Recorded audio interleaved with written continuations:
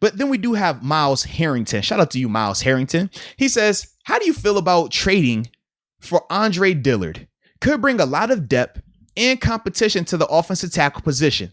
Plus, Philly needs receivers. So he was one of those dudes I called a bum last week. That was competing for the left tackle spot because there's a competition between him and another dude who's a 6th rounder. Right. He was a 1st round pick a couple years ago, but he's disappointed with the Eagles. Yeah. Teams are interested in him, I guess, just because of that 1st round pedigree. And yeah, if you look up Google Andre Dillard, teams have called Eagles about trade for Dillard, trade rumors. Like, he's in all this stuff right now. Because I don't know. I mean, he might not be starting for them at left tackle. I don't know. I mean, if he's disappointed that much, he was a 1st round pick. Yeah. Is he going to be better than Chooks? Is he going to be better than Dan Moore? Although it looks like we're not really giving Dan Moore a shot at left tackle. But for me, man, I will say I like the pedigree, but the feeling is slightly different with Dillard compared to how I felt about the pedigree with Haskins.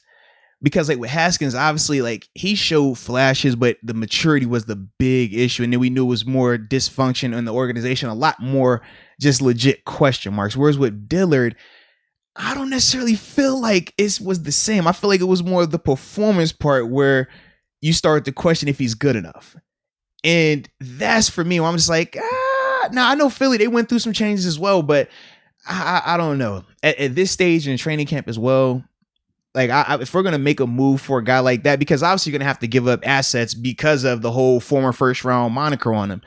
I just personally wouldn't want to give up assets to a guy that's already struggling and has been struggling for a couple of years for more on-field stuff. And that's kind of what I feel like with Dillard.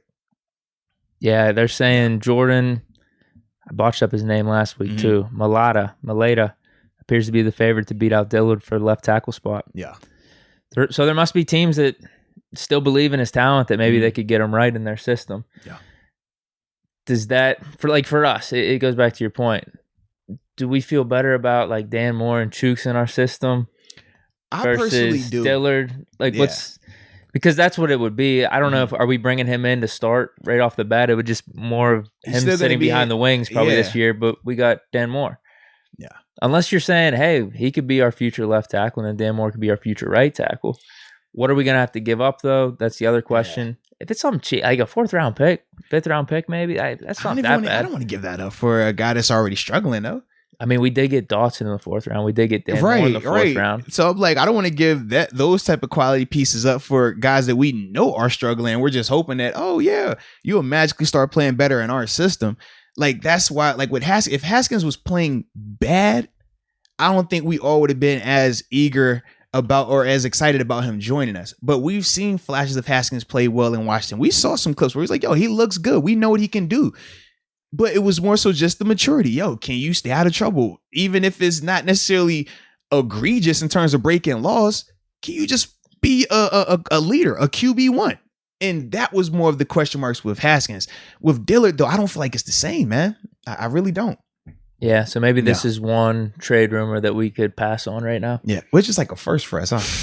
I don't think we've ever, between both of us in agreement at the same time, I don't think we've ever had this moment, man. It's just not one where it gets me going, where it's like... Because it's not the sexy position. If it was a wide receiver, a corner... because Morgan Moses, like, he's a good example. I would have loved to sign him. Fair enough. But this one, you're right. Because Morgan is proven. Me looking into the Eagles last week a little bit, this goes back to my diligent research. They were saying this dude's been a disappointment with the Eagles. He's going to get beat out by the 6th round pick. I'm not taking a shot at the 6th round pick. Maybe he's actually like really underrated and has blossomed into a decent player. But I don't know, man. I think I'd rather just take our chances with Chooks and Dan Moore. I'm with you. Depending on the compensation. Yeah, maybe if this was earlier in the offseason, that's a different story. Right. But as of right now, if you want to make the move, I'm going to be all for it. Yeah. You know what I mean? Especially if the compensation's good. But it's not something I'm all gung-ho about right now. Yeah, I'm chill on it right now. I don't, unless if Chooks comes out here and tomorrow night he looks like a disaster and Dan Moore were to go down, there you go. Then by all means. But if Chooks is still available and is looking like how, I mean, even how currently. What if we're one of these teams? Yeah, what if we're one of these teams calling the Eagles up? We just played them. Oh, I mean, we've done it before. I mean, you think about that's how we got Al. I was a DN or a D lineman for Philly when we played them in that game. I mean, I'll never forget that game because that was the Troy speech where, yeah, this is Steelers, man. You got to do this. So he gives us this big halftime. Well, not even halftime, like first quarter in game sideline, like slack, and he kills everybody on the defense, bro. It was amazing. But that was the game. Like right after that, we end up going and calling him up and getting out. Yeah, I don't remember if they cut him right after or something like that. But literally, we had him like a next day or two from that game, bro. So yeah, it's one of those things because I'm talking myself into it a little bit more. Mm-hmm. I don't really care if you do it. I'm not really pushing for it, but if you make the move, I'm kind of pumped. You know, I'll talk myself into it. Okay. First round pick. You know, I think that's better to have him than probably Joe Haeg as our fourth tackle, though. Bring up a good point. So like, bring up a good point. Chooks, Dillard, Dan Moore, and Banner. Yeah. I'd rather have that than having Haeg as the fourth guy. You definitely make a good point. It goes back to the compensation, though. I don't know what that is. What's the fair compensation for Dillard? Like, I don't like fair. I feel like 5th, 6th, but because he was a first rounder, I just feel like they're gonna try to play a little bit harder with that. And if he has multiple teams showing interest, that also drives up the number, which also makes me like, nah, I don't want to do it. I don't want no bidding war for Dillard. I just don't think that he's shown enough at this level for us to really go down that hole of, all right, let's really give this. Let's really give. Like, I'm good on that. Like. Well, right. Let's see this. Let's see Saturday preseason because if we're not looking too good at the tackle spot, Monday or Sunday, whenever we do this, we're coming in trade for Dillard right now. No. You know, we definitely gonna say that too.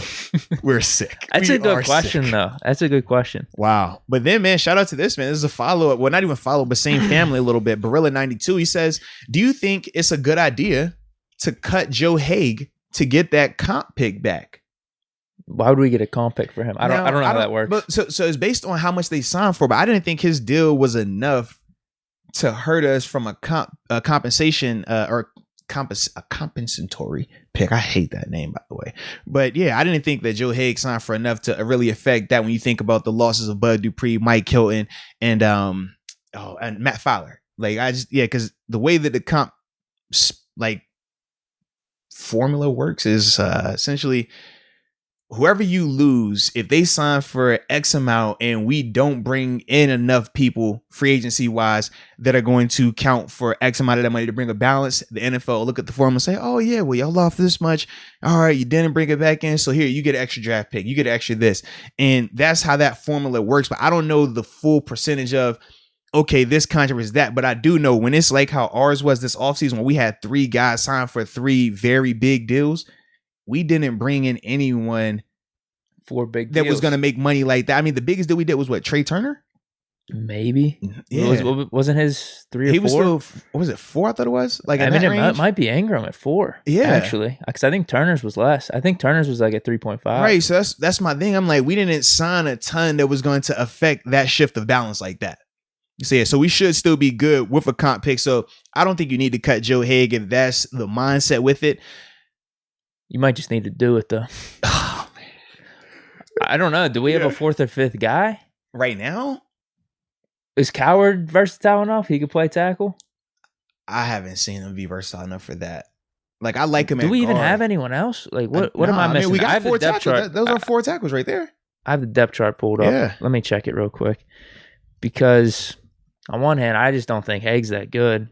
Well, no, I don't think any of us did. That's why, I mean, when he came from Tampa, he wasn't even a starter down there. He almost caught that one in the Super Bowl. It was a good play on the defense, though. I think he's trying to say sketchy. Yeah, bro. Here's where he says, man, he wish we had got Morgan Moses. I'm with you, man. That would have simplified a lot of this, man. Here's a name we might have forgotten. Chaz Green. What I'm saying is, it's between Joe Haeg, Chaz Green, and this dude named John LeGlue. Aviante Collins. Like those, that's our tackle depth right now. Left and right. Yeah, I would say I'm not forgetting names, but it's the reason why we don't bring up certain names, bro. We talked about this when the Chaz Green signing happened initially. We know. That's not the scenario that we're trying to have here. That's all I'm saying, man. Yeah. Well, all of a sudden we cut Joe Haeg. One of those dudes is our 4th tackle. Who'd you rather have, Joe Haeg or Chaz Green? Joe Haeg. Okay, it's that definitive. I haven't seen Joe Haeg do the bad. So, all right, you know what? This is why we make this Dillard trade. Honestly, I'm for it now. I'm still not. I am not talking myself into trading for Dillard. I'm not doing. I can't do it right now. I can't do it. I'm gonna wait. We need to see bad. I need to see terrible. Dude, just for depth though, at least. But we're not gonna make that type of move for depth. That's gonna cost a good amount. Like, I don't want to do that. Yeah, you gonna give up that? We're gonna be sitting here like, yeah, we could have drafted another guy like Dotson. So you're thinking, Dan Moore. Hold on. So you're thinking then if one of our guys gets hurt, we'll just make a trade mid-season for. I would much rather do that. Yes, okay. That's what I'm thinking. Versus let's plan ahead, get this depth. Like, we have enough bodies there for the sake of bodies. I mean, you talk about Dan Moore. Dan Moore, he'll be able to hop in at left. We know that. I just don't want Haig starting at any point in the season. But he wouldn't as long as Dan Moore is healthy, right. And as long as one of either Banner or Chooks are healthy, you're gonna always be fine there. And obviously, when injuries happen too, it's very rare that both of your guys go down at the same time. It might be, okay, this guy missed a game or two at the beginning of the season. Okay, the other guy missed a game or two in the mid part. It's never both of those guys at the same time. So I would much rather just roll my dice that way and take my chances versus planning ahead but giving up more than I would necessarily like to give up for a guy that has already been struggling since he's coming to the league. Okay, got you.